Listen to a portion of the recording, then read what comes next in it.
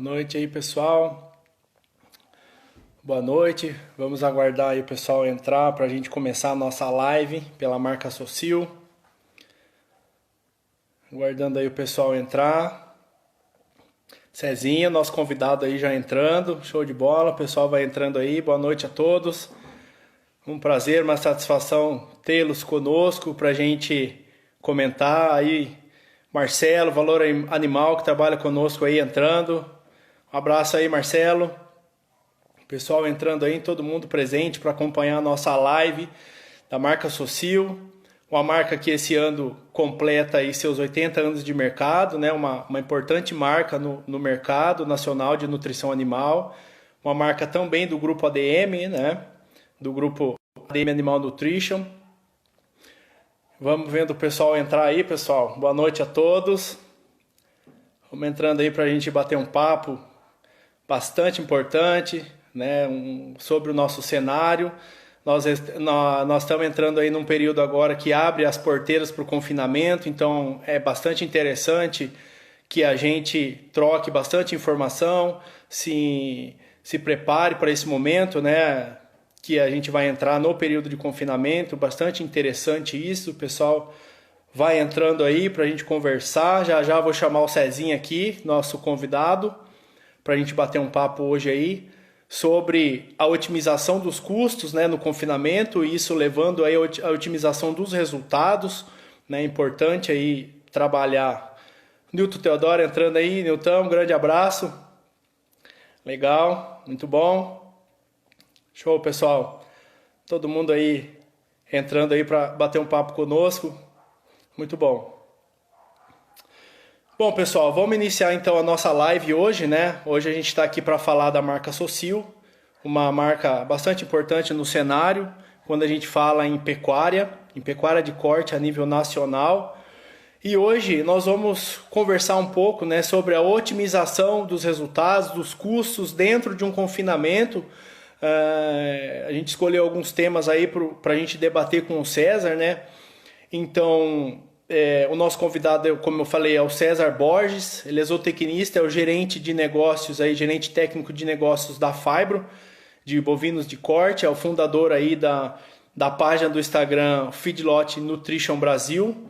Então, uma pessoa gabaritada, bastante importante aí dentro da pecuária de corte, e vai trocar essa informação com a gente aqui.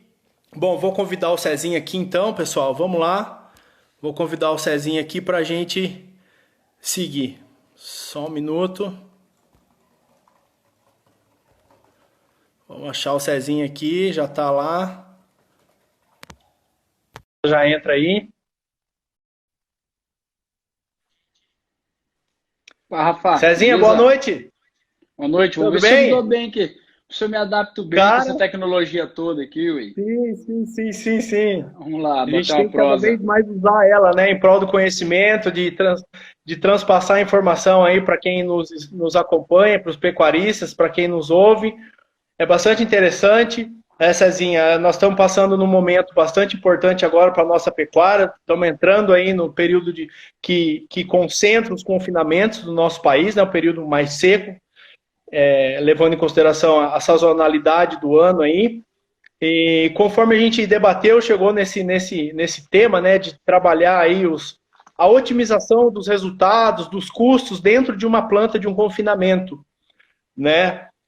Nós estamos passando agora por um cenário, a arroba do boi gordo estável, mas a gente tem uma arroba do boi magro, né? Considerando o animal aí de 390 quilos, 400 quilos ainda, tive me atualizando hoje aí a 250, 260 reais. Isso aperta um pouco a reposição quando se fala em boi magro e também quando se fala em bezerro, né? Um bezerro hoje a 10, 11 reais o quilo, hoje na praça aqui em São Paulo, o que determina as demais praças do nosso país. E também levando em consideração que a gente alinhou para a gente debater um pouco sobre matéria-prima, falar um pouco aí dos custos, né, do milho. Eu começo a nossa live te questionando sobre isso, né, César? Perguntando qual é a tua visão sobre os custos de matéria-prima, dos insumos, A gente vem numa semana aí onde o milho já sinalizou uma leve baixa, né, uma leve queda, mas ainda continua nos patamares mais elevados. E a gente sabe que o milho é determinante, né, no custo, no desempenho dentro de um confinamento. Então, eu gostaria que você contribuísse com a gente, com o teu conhecimento a respeito um pouco ainda da questão dos insumos, aí, levando em consideração principalmente o milho, que é um tomador de decisão aí de resultados. Por Bom, favor. boa noite a todos. Rafael, Soci, obrigado pelo convite. Bater o papo aí com o público de vocês. Esse ano, até contextualizando um pouco isso que você colocou bem, a gente viveu um pouco diferente, né? A maioria dos confinamentos, clientes nossos que rodava ali nas águas também com algum volume mais reduzido de boi, por aquele movimento de boi China final do ano, acabou rodando com o dobro do que rodaria de gado nas águas. Então a gente tem uma leva de clientes que veio já do ano passado com boi, então não parou e está rodando. E a gente está nessa fase, como você bem colocou, onde a gente começa o planejamento do pessoal que vai confinar ainda. Então, as últimas 2 semanas, a gente tem feito muita reunião de planejamento com o cliente, né? De sentar, discutir os números, avaliar custos, possibilidades de insumo, rodar as dietas, ver os pontos de melhoria. E realmente, quando a gente começou a rodar as dietas, a primeira impressão foi essa. Cara, ano difícil, porque o milho está mais caro. Pesquisa agora de 2020 do professor Danilo Millen com os nutricionistas, né? 97% dos nutricionistas falaram que o primeiro insumo usado como grão na dieta é o milho. Então, não tem como a gente fugir desse ingrediente tão importante. E quando a gente pega o cenário de milho, a gente viu que as dietas que rodavam em 62, 65 centavos o quilo da matéria seca, esse ano pulou para 75, 78, né? Sim. Mato Grosso, Sim. O pessoal tinha o DDG no começo do ano, agora a gente sabe que não está produzindo tanto pela questão dos combustíveis, conseguia substituir milho e dar uma diluída. Mas, em geral, você vê uma dieta mais cara. Isso é uma realidade. Só que, como você bem colocou, agora começou a ter essa queda do milho, do etanol que o pessoal comprou, não produziu e está voltando para o mercado esse milho, né? Parece uma janela de oportunidade, né? Ok. Antes da safrinha. Mas aí a gente começou a rodar esses planejamentos, né? Que a gente visualizou. Tá mais caro a comida? Tá. Tem o ágio? Tem. Mas tá positivo ainda? Tá positivo ainda, né? Só para você dar ideia, eu até peguei aqui um case real de um cliente que rodou planejamento semana retrasada, né? A dieta dele, para vocês terem noção, assim, os insumos são silagem de milho, caroço de algodão, milho seco, milho úmido, para falar um pouquinho disso depois, farelo de soja, ureia e núcleo, né? Então, é uma dieta, vamos dizer, com insumos bem convencionais aí, né? E ficou em R$ 700 a tonelada de matéria seca da dieta dele. Como que a gente conduz esse processo junto aos clientes? Fazer conta, planejamento é fundamental. Então, vamos pegar com base o seu histórico de desempenho, vamos rodar as dietas com os custos atuais, vamos colocar os preços de boi atual e ver o que dá. Aí a primeira análise que a gente fez, né, Rafa? A gente fez em cima da arroba produzida dentro do confinamento, né? Um boi entrando de 12 arroba, saindo com 540 quilos, 56 de rendimento, comendo 2,3 do peso vivo, ganhando 1,5 kg, 1,5 kg, na verdade, com R$1,50 de operacional. Com o milho, na análise dele, que foi rodada a primeira, R$39. Então a gente colocou dados reais, tá? Com base no histórico dele de desempenho, nada inventado. E a gente chegou numa arroba nutricional de R$105, produzida dentro do confinamento, e uma arroba com operacional e nutrição de R$126,53. Porque na situação dele, que é vender um boi de R$200, ele está no Centro-Oeste, daria R$239 de lucro por boi. Falou, opa, é positivo, né? Sim. Tenho margem para rodar. Né? Aí ele ficou animado. Só que aí entra aquele ponto que você citou bem, né? A reposição aí, né? Você até levantou uns números atuais aí, né? Que você repetiu. Você falou de R$230, a gente está falando de R$30, R$20 de ágio por arroba, né? Ok. Então, assim, a arroba dentro do confinamento está positiva, né? Tá me dando R$240 de lucro dentro do confinamento. Mas e o ágio, né? Como que a gente lida com isso? Eu compro o boi magro para confinar? Eu estou mais à mercê dessa questão. Não, eu recrio esse animal, mas eu coloco o custo de oportunidade de vender ele, né, no preço de boi magro do dia. Então tem várias maneiras de a gente colocar essa conta. Mas essa é uma conta fundamental e que vai mostrar que a gente tem que explorar melhor esse boi dentro do confinamento. Porque se eu estou falando que minha arroba engordada no confinamento é 130, 126. Se eu pegar um boi de 12 arrobas, pagar R$ 20 de ágio por arroba, eu estou levando R$ 240 por boi. Né? Já entro no negativo com 240, vamos falar assim. Já entra devendo. Uhum. Né? Se eu faço uma arroba de 130 e venda 200, eu ganho R$ 70 por arroba. Né? Okay. Então, se eu ganho R$ 70 por arroba, entro devendo, entre aspas, 240, eu vou gastar 3 arroba e meia, 3,4 arrobas do confinamento que eu vou fazer para pagar esse ágio. Né? Ok. Então, se a gente botar 1 quilo de carcaça por dia, eu estou falando de 50 dias do meu confinamento vai ser para pagar o ágio. Okay. Só que depois desses 50 dias, eu tenho mais 50, 60, 70 dias onde eu posso começar a aumentar o lucro do meu boi, né? Que é aí que entra os ajustes nutricionais, uso de tecnologia via núcleo, ajuste de dieta e manejo para a gente alcançar esse lucro depois que a gente pagou esse ágio, né? Ok.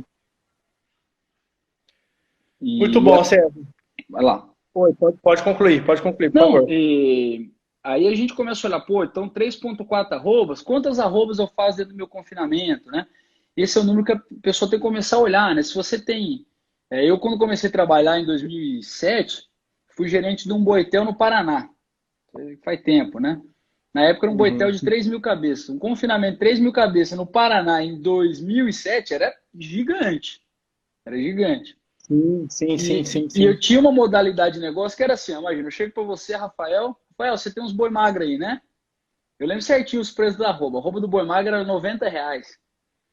Você me dá esse boi seu a R$ 90, esse boi magro, que eu vou engordar ele, a engorda é minha, e daqui 90 dias, quando eu engordar, eu te pago essas arrobas de boi magro a R$ 100, que é o preço do gordo. A gente tinha deságio. Né? Sim. Então, você queria se livrar daquele boi magro para alguém que ia engordar ele, para te pagar ele como gordo, que era um negócio para você, porque hoje não existe mais, a gente tem ágio, então a gente tem que conviver com isso e ser muito eficiente dentro da porteira para produzir e diluir esse ágio, né? Cezinha, então assim, né, eu acho que pegando os pontos mais importantes, né, então é necessário e de extrema importância a gente levar em consideração o custo da alimentação, da dieta, né? E o preço que foi pago por esse animal na reposição, né? E a gente fazer uma análise cruzando essas duas informações, projetando o que a gente pode com a arroba futura, né? Para ver o máximo de potencial que a gente pode extrair desse animal dentro desse determinado período de tempo. É. Perfeito. Essa palavra legal que você usou, potencial desse boi nosso, né? Essa semana eu costumo dizer assim que as perguntas são muito melhores do que as respostas, né? As perguntas fazem a gente se mover e buscar as respostas. Por isso que eu gosto mais das perguntas do que de ter as respostas.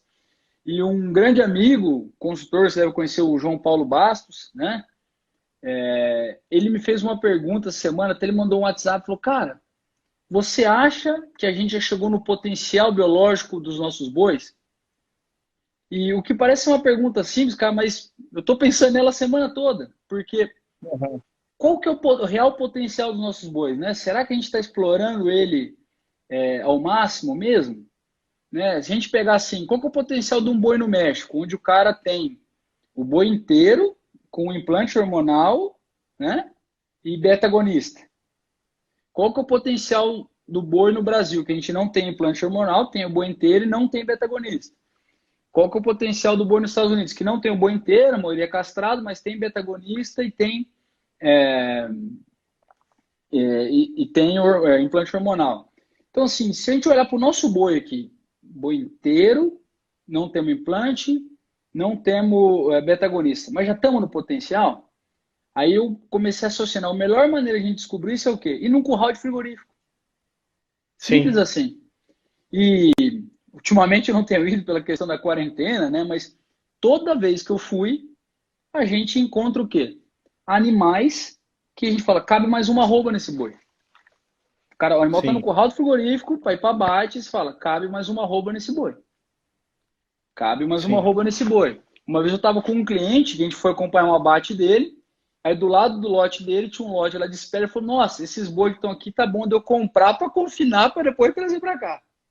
Sim, Né? sim, já vi Então, essa. já aconteceu também com Já você, né? participei, já acompanhei algumas situações dessa forma já. Né? Então, realmente, a gente tem alguns confinamentos que vão muito próximo do que seria esse potencial máximo do nosso boi, mas refletindo essa pergunta que o João Paulo fez, eu acho que a gente está aquém ainda. Acho não, tenho certeza que a gente está aquém. E uma analogia que eu sempre faço para ver que a gente está aquém desse potencial é o quê? Eu brinco assim, se eu te der um copo de cerveja hoje, na sexta-feira, quinta-feira, pré-feriado, você usa 80% desse copo e joga o resto fora? Não usa, né? Pneu do seu carro, você roda, o pneu é para rodar, sei lá, 50 mil, você roda 30 mil e troca o pneu? Infelizmente, geralmente a gente usa 110% do pneu, né? Vai tirar o máximo, né? Tirar o máximo daquilo, né? E com Exato. isso você está Aí, diminuindo o custo, né? E se diminui o custo, você está aumentando a receita lá na frente. esse é o ponto. A partir do momento que a gente assume que a gente vai conviver com ágil, e a gente assume que a gente viu aqui na simulação real, que a arroba dentro do confinamento, ela tá dando hoje R$ 70 de lucro por arroba, né, dentro do confinamento, a gente tem que explorar ao máximo a produção de arrobas dentro da porteira para diluir esse ágio para fazer parte do nosso sistema. Né? Sim. A gente vai ter que ter a ciência disso e usar esse boi no limite, né? Não é usar 80%, não é usar 90%, mas usar 100% desse potencial. Né? Eu brinco, outro exemplo, que eu dou rolo de arame, né? Você vai na fazenda, o cara usa o rolo de arame 80% e joga fora o resto. Acho que ele usa 120%, né? Que ele desmancha uma cerca, pega aquele arame, usa para outra coisa, né? Sim. E isso é uma realidade que a gente vai ter que aprender a usar esse boi nosso. Só que aí o que a gente vê no frigorífico é que a gente não está usando esse potencial, que é o quê? Ir nesse boi lá que a gente fala score 7, aquele boi que formou o popão, tirar mais desse boi até o limite dele. Que limite? Até o limite que ele está deixando lucro dentro da porteira. Né? Quando ele estiver deixando lucro, você fica com o boi. O cara pergunta para você, Rafael, quando que eu abato meu boi? Quando ele parar de deixar dinheiro para você. Né? Claro. Cezinha, e é interessante porque no decorrer da conversa o assunto vai progredindo e é legal porque a gente já falou do custo, né, de insumo, já falou um pouco do ágil e ainda assim a gente ainda tem um cenário positivo para confinar. E um outro ponto extremamente importante que a gente já falou um pouco aqui, né, que a conversa veio nesse desfecho, que é em relação não só a insumo e a ágil, que está relacionado à relação de troca. Então, se eu colocar mais peso possível nesse animal, eu tenho a tendência a diminuir, né, essa diferença de relação de troca e até ter uma reposição mais sadia. Lembrando que muitas das reposições, se ela aconteceu em novembro, outubro, novembro, não digo no outubro, mas novembro e dezembro, essa reposição ela foi mais cara ainda, né? Exato. Naquela oscilação para cima que nós tivemos, que foi uma loucura, a arroba chegou a 250, o boi magro acompanhou.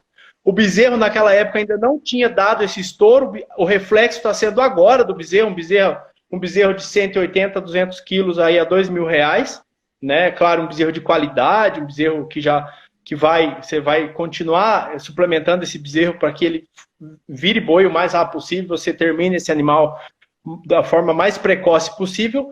Mas isso vem, né, a calhar com tudo isso que a gente está falando, que é abater esse animal mais pesado. Antigamente a gente tinha uma conta que a gente fazia que era interessante abater o animal com 16 arroba, porque daí a sua taxa de desfrute era mais alta, você matava um boi e já colocava 3 no lugar. Hoje já não é mais esse cenário, né, com custo de insumo, do jeito que nós estamos passando, vivenciando.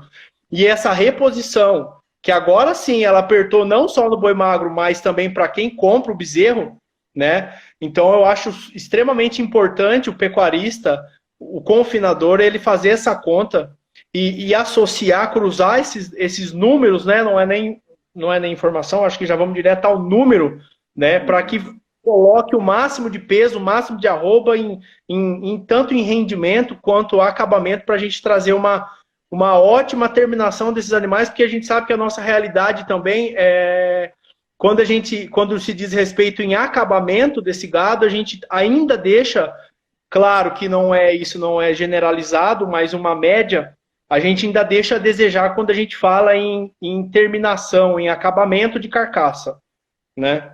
Não, perfeito. E o que mostra bem isso que você falou, que antes a gente tinha que fazer esse giro, colocar 3 animais no lugar, é porque a gente não tinha o ágio que você comentou bem. Se você Isso. pensar, o confinamento nosso, por que era de 60 dias? Porque era um número bonito? Não, porque você dava peso de boi, você não estava nem aí em usar o máximo desse boi, você deu peso de boi, você vende, coloca outro boi no lugar que você repõe mais barato do que você vai vender, gira rápido, dá peso de novo e sai dele. Você ganha no giro. É uma operação de compra e venda, né? Eu compro mais barato, vendo mais caro. A partir do momento que a gente tem essa mudança de cenário, como você bem colocou, de custo de insumo e custo de reposição, você começa a ter que ser eficiente dentro da porteira mesmo. Você compra mais caro e vende mais barato. Né? Então, E é interessante, eu até estou lendo uma pergunta, uma afirmação, na verdade, do Renato Enz, grande Renato Enz, administrador de grandes fazendas aí. Ele disse ali que o grande gargalo da pecuária é a reposição, sem dúvida, né? É a recria ali. Eu acho que a gente acaba até saindo um pouco desse tema confinamento, mas isso diz muito respeito, porque realmente é um gargalo. E se a gente decolar esse animal desde lá, da recria, a gente com certeza vai vir para esses patamares de custo melhor, de uma reposição do boi magro na entrada do confinamento melhor, porque esse animal chegou mais pesado e vai ficar menos diárias ali dentro, né? Consumindo 8, 7 reais por dia, às vezes, talvez ali 30 dias a mais, 40 dias a mais, e isso é uma conta significativa quando você pega um animal, multiplica por 2.000, 3.000, 4.000 animais por 20 dias, né? Diretamente isso relacionado a custo, né? Lá no final, lá quando você já está confinando, né, Cezinha? Esse ponto é grande, pode fugir um pouquinho, que é a recria, mas eu brinco que antigamente o pessoal falava assim com o bezerro, né? Ah, o que eu faço com isso aqui? Não, isso aí é longe do lucro. Eu vou vender ele daqui 2 anos, 1 ano e meio, bota lá no fundo da fazenda, depois eu penso fazer com ele. Se é na fazenda, qual são as melhores pastagens sempre? Da engorda. Por quê? Sim. Porque eu brinco, porque está perto do lucro, né? Daqui 90, 100 dias eu vou realizar aquele negócio, né? Recria era longe do lucro. Hoje, a recria está pertinho do lucro, porque ela que vai fazer esse papel de diluir esse ágio, muitas vezes. Se você consegue comprar um bezerro e fazer recria, né? Ela que vai ter esse papel fundamental de fazer essa diluição desse ágio, né? Agora, se você... Oi, por favor. Não, por favor. Se você compra o boi magro, você não consegue, né, ter esse poder da recria de diluir o ágio. Aí você tem que ser mais fera ainda dentro do confinamento para lidar com essa situação. Sim. Na verdade, eu quis dizer, acho que de uma forma mais interativa aqui, eu comentei que o preço do bezerro médio aqui em São Paulo aí, R$ 11 o quilo, 12. O Daniel, que trabalha com a gente, é nosso gerente especialista em gado de corte do Goiás, ele acabou aí de nos informar aí. No Goiás, né, a tendência de ser um pouco mais barato que aqui, mas o bezerro chegando a R$ 10 o quilo. Então é extremamente importante isso que a gente está comentando, né, porque isso vai impactar no custo desse ágio lá na ponta, né? Sem dúvida. Numa situação de repor um bezerro a R$ 300 aí, né, a arroba, essa recria é imprescindível, ela é fundamental. E voltando para dentro do nosso negócio aqui, da prosa de hoje, que é o confinamento, você tem que ser muito eficiente em fazer essas arrobas que você falou, matar esse boi mais pesado, mais acabado, como você colocou, que é isso que vai trazer rendimento, né? Peso não traz rendimento, o que traz rendimento é acabamento. E muitas vezes a gente pensa que assim, vou colocar acabamento frigorífico, não recebo nada com isso. Não é. Se a gente for até perto do peso maduro que a gente fala desse boi, a gente está colocando acabamento e colocando rendimento, colocando carcaça para a nossa operação ainda. Não é pensando só para o frigorífico, não. Tá colocando dinheiro no bolso, né? Só que o que eu vejo que muitas vezes, Rafa, limita as operações conseguirem chegar nesse limiar aí, é a questão da eficiência de manejo e de nutrição dentro do confinamento. Porque se você não consegue ter uma dieta forte e energia suficientemente lá no final, para na hora que aquele boi está com o consumo mais baixo, com a mantença mais alta, você continuar com ele fazendo carcaça de maneira eficaz. Se você não consegue ter um manejo que te permita minimizar problemas metabólicos, acidose, etc., e ser assertivo na quantidade de oferta de comida realizada versus planejada e tudo mais. Então, muitas vezes a gente deixa de fazer aquela uma arroba a mais e chegar nesse boi mais pesado, diluir esse ágio e usar o 100% dessa carcaça, porque a gente é ineficiente dentro da porteira naquela fase final, que é onde o boi ele está com a manutenção mais alta e a gente tem que usar o melhor possível em termos de ajuste de dieta, ajuste de manejo, para poder usufruir daqueles últimos 15, 20 dias que a gente vai prolongar para poder diluir esse ágio, né? E um exemplo que a gente vê que a gente não é tão eficiente em usar isso é quando a gente vê que a gente ainda não faz grão úmido em... Vamos dizer assim, a gente faz muito grão úmido no Brasil, mas quantos confinamentos a gente vai? Qual que é a porcentagem que usa um grão úmido, por exemplo, um milho reidratado, colhido úmido? Qual que é a porcentagem que usa grão seco? Com certeza a porcentagem que usa grão seco é bem maior, né? E realmente a gente ficar com as dietas mais fracas em energia, com um material menos processado, fica difícil da gente conseguir fazer essa uma arroba a mais que a gente está falando que falta, né, nesses bois que a gente vê nos currais dos frigoríficos por aí, né? Então a gente tem que começar a olhar para processamento de grão, manejo de dieta, de forma a usufruir melhor de toda a dieta, da energia, para a gente conseguir fazer esse boi mais pesado, né? Sei. Cezinha, e puxando esse gancho que você falou, né, realmente da porteira para dentro, né, e levando em consideração que o cenário, ainda que é um pouco delicado, quando a gente leva em consideração os custos que hoje são mais altos, né, do que antes, o que você vê, o que eu disse, né, da porteira para dentro, o que você vê, quais as situações ainda a gente tem como oportunidade para maximizar esse resultado, que ainda é positivo, mesmo levando em consideração um ágio, né, de R$ 20 por arroba, um preço do milho, sim, como eu falei, ainda que sinalizando uma queda, uma leve queda, mas ainda em patamares que são preocupantes, né, para quem vai confinar, porque realmente é um alimento que entra em larga escala. Qual é a sua visão, então, para a gente maximizar esses ganhos, né, da porteira para dentro, aí dentro de um confinamento, na tua visão? Ô, Rafa, é difícil a gente elencar alguns pontos, a gente sabe que quando a gente fala de biologia é tudo muito integrado, né? Mas se eu tivesse que colocar 3 pontos, eu falaria nutrição, manejo e entendimento da fisiologia do boi, né? Ok. Falando da parte da porteira para dentro, da parte, vamos dizer, técnica ali da operação, né? Nutrição, Sim. Como a gente deu um exemplo aí, quanto mais caro é esse milho, mais eu teria que estar fazendo grão úmido. Por quê? Vamos fazer uma conta de padaria aqui, tá? Vamos dizer, o milho custa 40 a saca. Grão úmido a gente está falando de uma melhoria de 12 a 18%, vamos colocar 15% de melhoria na energia do milho. Então, se eu puder economizar 15% de milho, o milho a 40, eu estou economizando mais dinheiro do que o milho a 35. Né? Sim. Ou então manter a inclusão de milho, que é o que eu faria, aumentando a energia da dieta. Então, quanto mais caro, mais apertado é o cenário em termos de custo de reposição, preço de insumos, mais eu tenho que ser eficiente em usar todos os alimentos que eu tenho, né? Então, eu brinco que... Brinco não, confinamento é o quê? Você fazer... Se você faz seu volumoso dentro de casa, se produz silagem, qual que é o meu custo de FDN efetivo que eu faço por hectare? Eu tenho que ser o mais eficiente em fazer o FDN efetivo mais barato da minha dieta ali.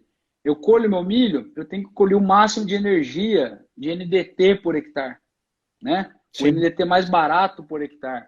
E o que você não colhe, o que você compra, seja um farelo ou outra coisa, você comprar da maneira mais eficiente. E quando a gente vai para essa questão de trabalhar melhor essas dietas, a gente vê muita oportunidade. Mas muita oportunidade mesmo. Eu tenho usado até uma frase meio polêmica, que é assim, eu brinco que tem 2 tipos de dieta no Brasil hoje. A com grão úmido e a errada, né? Então, para ser polêmico, é para incomodar os outros, né? Porque se você, mas eu não tenho a roça de milho, reidrata. Mas eu não tenho máquina para reidratar, não tenho como comprar um embutidor, terceiriza. Você não tem desculpa para não reidratar. Você pode falar assim, eu não vou reidratar o milho, não vou aumentar em 15% a energia do meu milho, porque eu não quero. Você até pode, direito seu. Agora, você falar que não tem como você fazer, né? Isso já não é mais verdade hoje. E esse ano, só para te dar alguns números, só a gente tem novos entrantes, vamos chamar assim, no grão úmido. Tem Mato Grosso, 2, e tem 5 clientes que estão entrando para o grão úmido esse ano, que enxergaram isso. né? E é mais uma alternativa. E tem um cliente, inclusive, que ele comprou milho mais barato ano passado, reidratou, ou seja, armazenou na fazenda como grão úmido para usar Sim, esse ano. Se você, sim. mas aí ele tem que pagar juros de dinheiro. Ele coloca o dinheiro, o custo daquele capital parado em milho, ele coloca. Mas o preço que ele comprou, o preço que está rodando hoje, paga o investimento do capital dele fácil. Então, usufruir melhor dessa dieta com ajuste de tecnologia via núcleo, combinação de aditivos, com dietas mais adensadas, com grãos mais processados, fundamental. Sim. Então, primeiro ponto, nutrição. Segundo, manejo. A gente até teve a oportunidade de fazer um bate-papo, né, com a equipe de vocês da DM e a gente fez uma discussão boa falando de manejo, né? E, cara, esse é o ponto fundamental dentro do confinamento, né? Ontem eu até fiz uma brincadeira, eu falei assim, quem que formula a sua dieta? É o Rafael. Será que é o Rafael ou é o operador da pá que carrega seu vagão? Sim. Né? Espero que seja o Rafael. Bem Mas se o Rafael falado. faz lá, fica na terceira casa depois da vírgula lá, formulando a dieta, fervendo a cabeça lá, né? Aí manda aquela obra-prima, né, da vida dele. Ó, tá aqui a dieta, né? Estudei 5 anos para fazer isso aqui com você. Balanceamento, isso é de balanceamento de aminoácido. É. Aí chega lá, tá lá, no vagão, 1.500 quilos de silo. O cara joga 2.000. 3.000 quilos de milho, o cara joga 2.500.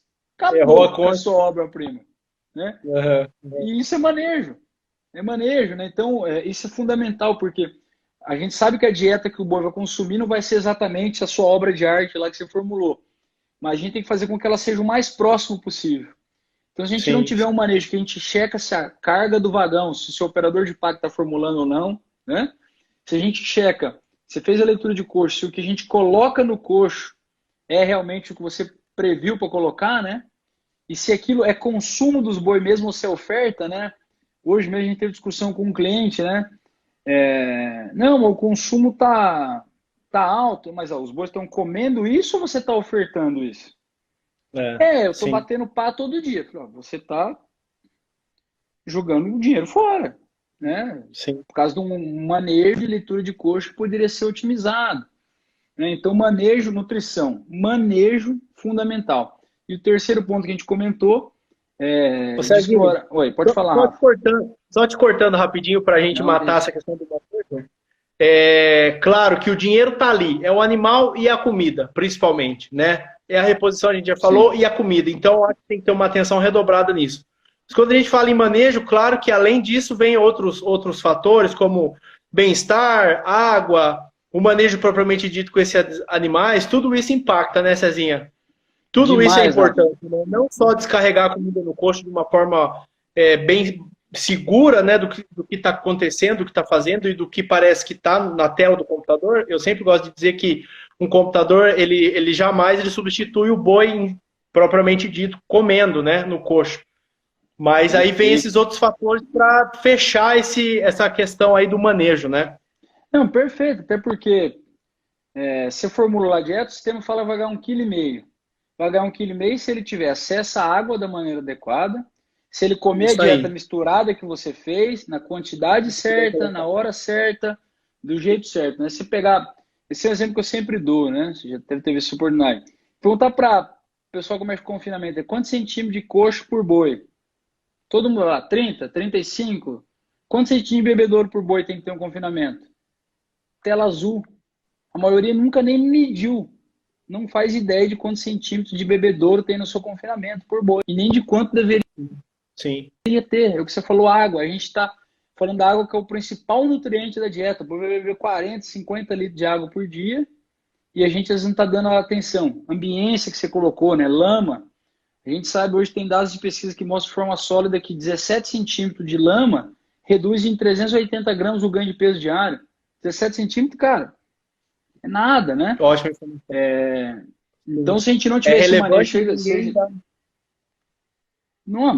muda tudo o jogo, né? Pode ser a diferença entre o lucro e o prejuízo da sua operação, né? Então, a parte de manejo vai isso aí, desde a ambiência, a fazer a dieta certa, observar o que os animais estão nos dizendo, né? tem aquela frase do professor Owens que é fantástica, né? Ele fala assim, que se você não fizer o que o boi está te falando, você vai quebrar no seu confinamento. Só que se Sim. você fizer tudo o que o seu boi está te falando, você quebra mais rápido ainda, né? Aí o cara falou, mas como assim? Eu falei, imagina que você tem uma filha de 2 anos, que é a minha situação aqui. Se eu não fizer o que ela está me mostrando que ela quer, eu estou lascado. Mas se eu fizer tudo o que ela quer, eu estou muito mais lascado, né? Sim. E o manejo de confinamento é mais ou menos isso daí. É com isso que eu falei, o olhar o que o boi está nos dizendo, né? Mas de uma maneira que a gente esteja no controle, a gente tome as decisões e garanta que ocorra dentro do que a gente planejou, né? Aham. Muito bom. Ok.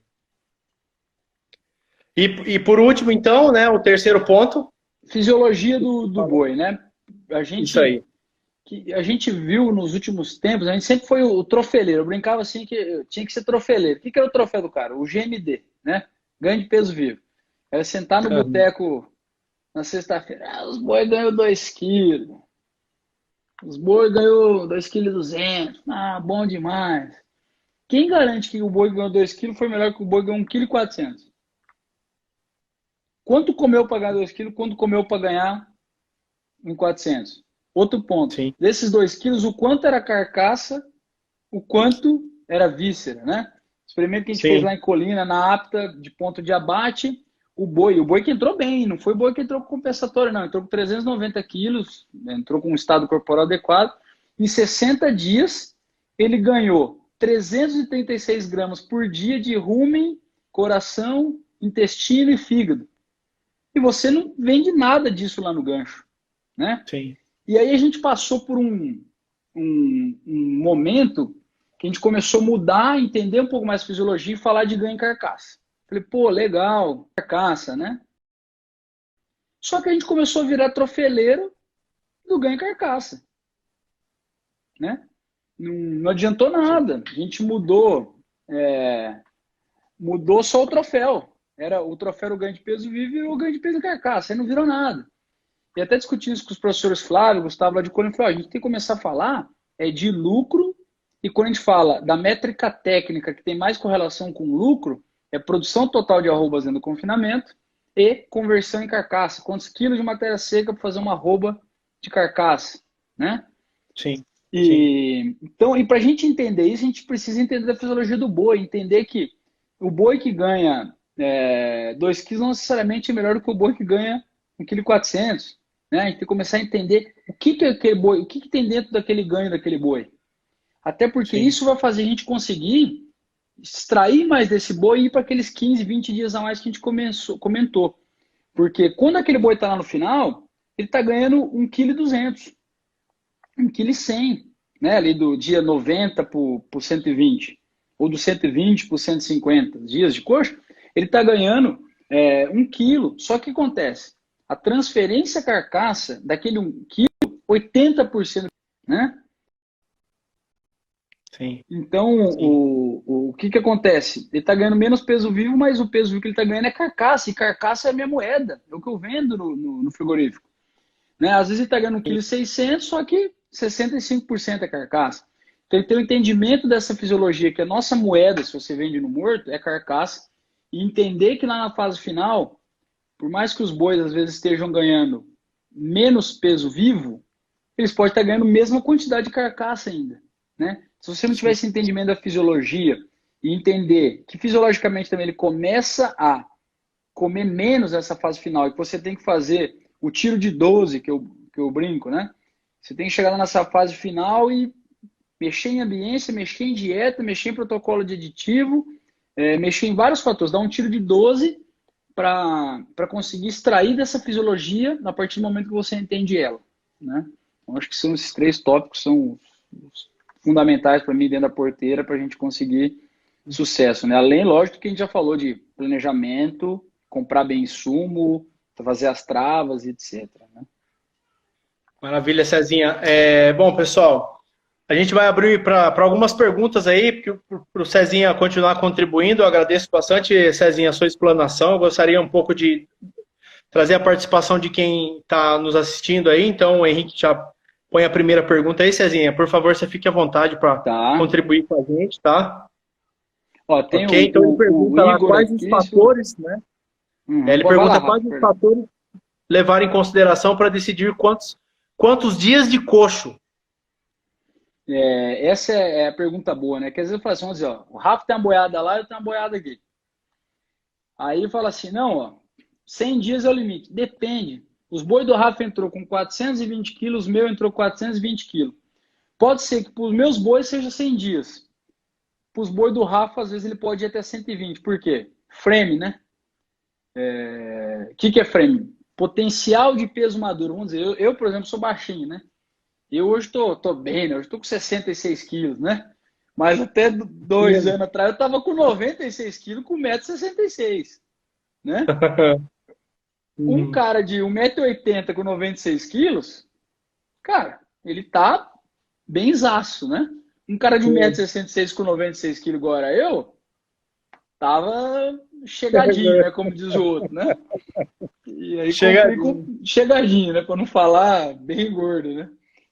Então, né, pegando a pergunta do Henrique, a gente tem que ter frame do animal, saber qual que é o potencial que ele está desse peso maduro, olhar a condição corporal, não só dias de coxa e peso, né? Olhar a energia da dieta e o consumo de energia. Então, eu vou ali monitorando quanto meu animal está comendo de energia, quando essa energia sobra para ganho, quanto vai para mantença e o quanto ele está longe do meu potencial. Você fala, porra, como que eu vou saber o potencial dos boi? Score corporal, cara. Ferramentinha, vamos falar assim, simples, bem treinado o olho. O boi até aquele score 7, que é aquele, no Nelore, quando ele abre o contrafilé ali, forma aquele popão, seria o limite fisiológico que você pode ir dele com uma eficiência interessante de desempenho. E esse limite em termos de dias de coxo vai variar de acordo com a dieta que você tem, com o boi, com os custos e tudo mais, né? Mas falando de biologia, até esse score 7 ali, dá para você ir com esse boi. E aí, quantos dias vai dar isso, Henrique? Aí vai variar. Pode ser 100, pode ser 120, pode ser 150. Cezinha, mais uma pergunta que eu consegui anotar aqui rapidinho, porque são várias perguntas ali, eu anotei uma aqui. Eu não sei se dá para exemplificar com números, mas o Tarcísio nos perguntou aí um custo médio para reidratar esse milho. Você tem esse custo médio? Tem. Para exemplificar, pelo menos? Tem.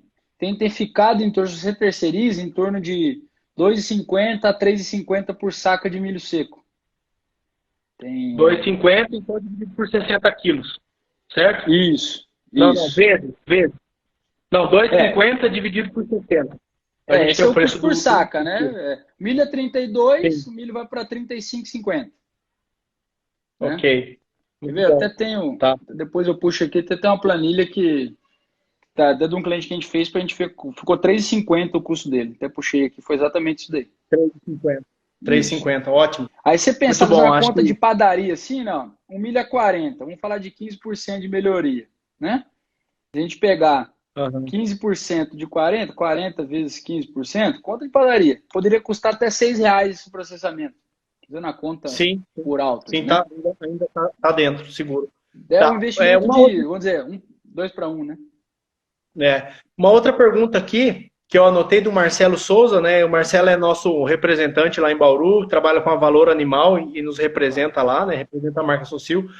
Ele colocou a seguinte questão: se levarmos em consideração que a ambiência está adequada, ou seja, o manejo correto, o animal está bem, né? Se a gente pensar em bem-estar, a gente pode levar em consideração 35 centímetros de coxo dentro do que é ideal? Essa metragem de coxo levando em consideração que o animal está bem? Sim, 30 eu acho legal. 35 está super adequado. Né? Principalmente, a não ser que você tenha uma dieta alto volumoso, né? Isso. Você vai precisar de um espaço maior. Mas complementa aí, Rafa. Não, eu ia tentar ajudar, logicamente, dizendo isso, né? Eu acho que se a dieta for mais volumosa, dependendo ali do quanto isso ocupa de espaço, né? Uma dieta aí com 60%, 50% de volumoso, 40% que seja, provavelmente você precise um pouco mais, mas eu também acho que aí 35, 40 está dentro do que é médio, né? Uma dieta padrão aí de 30, vamos falar em concentrado 70, 80% de concentrado, né? Exatamente. Ó, tem mais pergunta aqui, ó. Por favor. Vamos dar uma olhada aqui. MB Rui, não sei como pronunciar o sobrenome aqui, mas como vocês avaliam a efetividade da dieta? Utiliza as duas primeiras peneiras da Penn State. Isso aí entra dentro daquilo que a gente falou de manejo, né? E a gente tem 3 modelos de peneira. Tem aquela antiga que eram 2 peneiras e o fundo, depois a de 3 peneiras, sendo que a terceira é de 1,18 e o fundo, e a última de 2013, que são 3 peneiras, que a terceira peneira é de 4 milímetros, né? E a gente avalia, se você pegar a metodologia da Penn State, tudo que está acima dessa peneira de 4 milímetros é considerado efetivo. Então você pega aquilo ali, a porcentagem que deu acima dela, multiplica pelo FDN da sua dieta e você vai achar o que é considerado FDN efetivo. Fazendo a ressalva do que você tem que avaliar a característica do material que ficou retido na peneira de 4 milímetros, porque você vai ter grãos, algumas coisas vão ficar ali, que às vezes você vai ter que descontar desse total acumulado ali. Ok. Cezinha, tô lendo mais uma aqui da Mariane Moreno, tá? Ela pergunta para você aí, quando falamos de frame, tá? Na avaliação final para determinar o ponto de abate, eu necessariamente preciso levar, então, em consideração esse frame também no momento da apartação, né, desses animais? Oi, Mariana, obrigado pela pergunta. Seria fantástico, fantástico, esse seria o ideal. Você apartar não só por peso, mas por frame, seria fantástico. Eu tenho hoje 2 clientes que conseguem fazer. Eles fazem uma parte por altura também. A gente sabe que é difícil operacionalizar, manejo, formação de lote, etc, né? Mas esse seria o mundo ideal. Como que o americano faz? Por exemplo, na Cactus Feeders lá, não sei se mudou, né? Mas eles chegaram a ter 18 modelos animais de aparte. Imagina o que é isso. Tipo, gado mexicano, que eles falam, que é os mais tucurinhos usados com zebu. Angus tal, Angus grande, Angus aquilo. Então eles têm vários modelos animais que eles fazem os apartes. E para chegar nesses 18 modelos de aparte, o frame é uma das variáveis que contribui para chegar em 18 tipos de aparte. Né? Se você conseguisse fazer pelo menos em pequeno, médio e grande, ou pegar os extremamente grandes ali e fazer, seria show de bola. O americano, ele acaba fazendo até o reaparte na hora de fazer o implante, né? Na hora que ele faz o reimplante do animal, que ele vai ter que trazer o animal para o curral, porque por mais que você coloque frame parecido, tudo parecido, tem o mérito genético de cada animal e durante o longo do confinamento, uns despontam do outro. Aí lá com 60, 90 dias ele vai fazer o reimplante, ele aproveita e faz um outro reaparte por condição corporal e frame também. E ele consegue fazer isso com boi castrado também, né? A gente, se fazer isso com boi inteiro e misturar lote, vai dar briga. Show. Muito bom. Bom, tem mais uma que eu anotei aqui. Infelizmente eu não consegui anotar quem fez a pergunta, mas eu acho que é relevante, porque é uma pergunta que traz bastante dúvida, tá? Nos perguntaram aí como calcular o ganho, né? Esse rendimento de ganho. Não sei se você consegue exemplificar isso também sem número. Rendimento de ganho ou eu ganho em carcaça?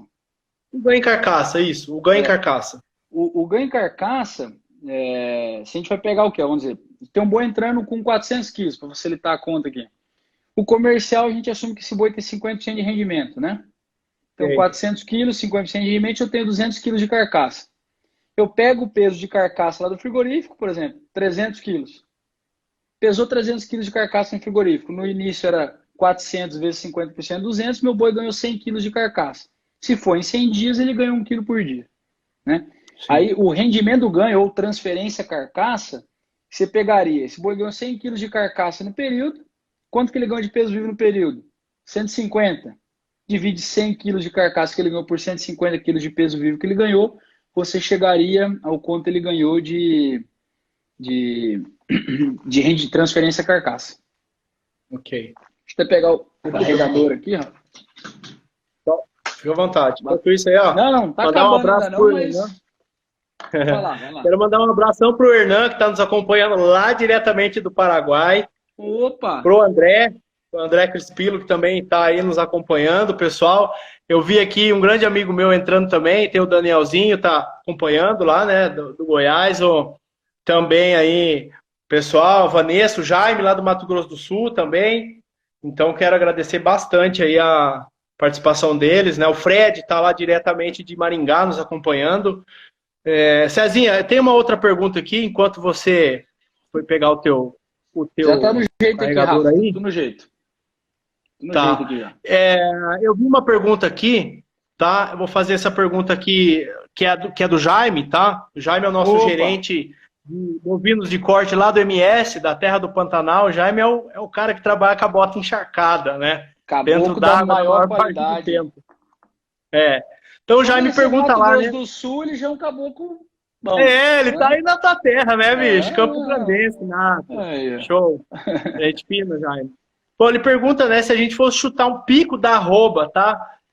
Para 2020, qual mês seria, na opinião de vocês? Qual mês essa arroba chegaria no máximo de preço, de valorização aí desse período que nós estamos entrando, né? Agora de maio, praticamente, até provavelmente, acredito que outubro, novembro, né?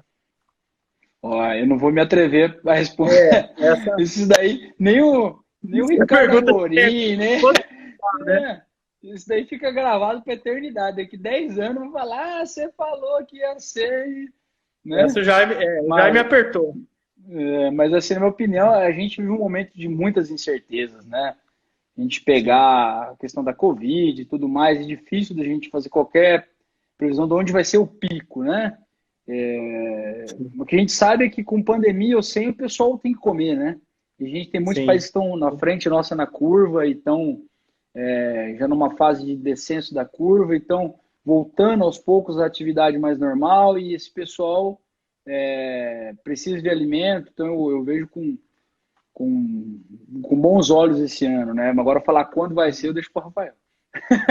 Eu acredito assim também, é bastante difícil você prever isso, né? Porque isso depende de muitas variáveis, mas eu estou de acordo, eu acho assim, por mais que eu já comentei isso nas outras lives, né, com os meninos, nossos gerentes aí das outras marcas, é, que o momento para a gente, apesar de ser crítico, né, passando por essa crise de Covid, um problema sanitário, mas que o nosso negócio ele vai muito bem, né? A gente passa agora, claro, por um momento que a arroba do boi se apresenta estável, né? Mas o nosso negócio ele vai bem, né? Ele está respondendo bem, por mais que a arroba ela estava na hora de estabilizar, eu acredito que sim, estabilizou num bom valor, né? De se trabalhar. Lógico que a gente tem a oscilação das matérias-primas aí, eu estou falando de boi gordo, né, de receita do animal final,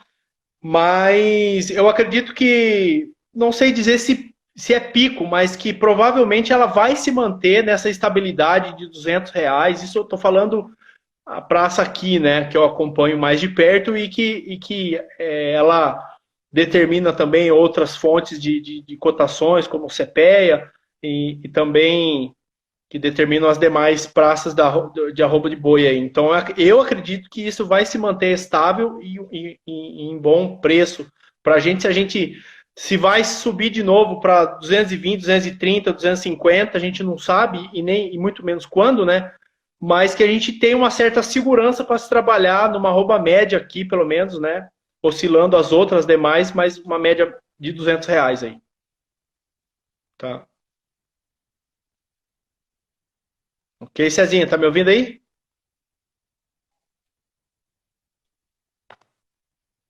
Tá ouvindo aí, Cezinha?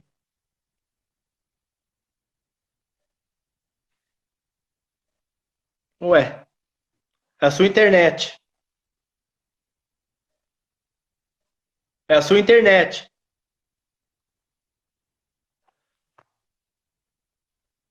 Pera aí.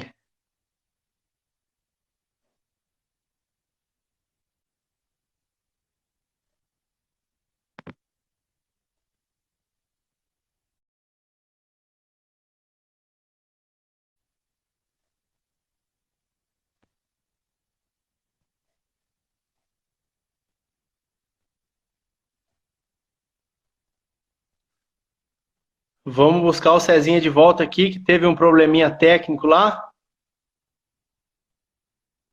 Vamos ver se a gente consegue reconectar ele. Vamos achar ele aqui.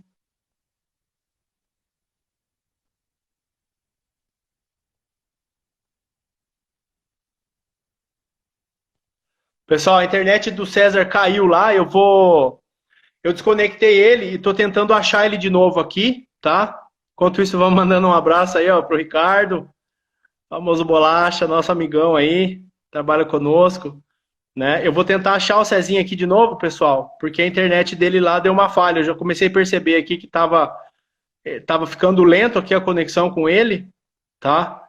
Então eu vou ver se eu consigo reconectá-lo aqui.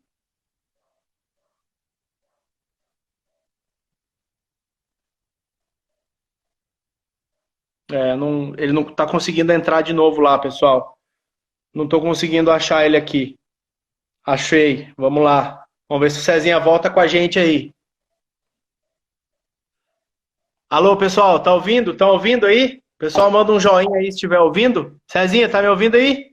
100% agora. Agora sim? Pessoal, todo mundo ouvindo aí? Te ouço, Rafa. Não sei se o pessoal me ouve. Beleza, eles estão ouvindo, Cezinha. Opa, agora sim, Cezinha. Tua conexão caiu aí. Então, rapaz. Mas conseguimos resgatá-lo, meu amigo.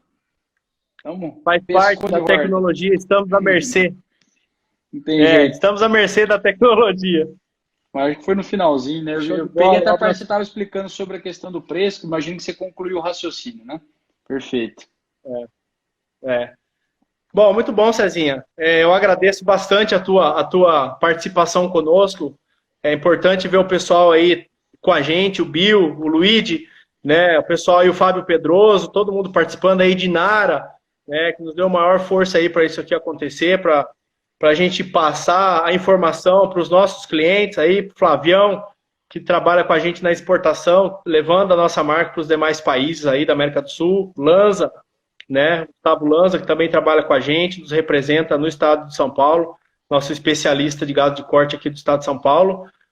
Bom, Cezinha, eu agradeço de coração aí, muito obrigado pela sua participação, pela sua contribuição, pelos teus conhecimentos. Bastante mensagem para você, agradecendo aí.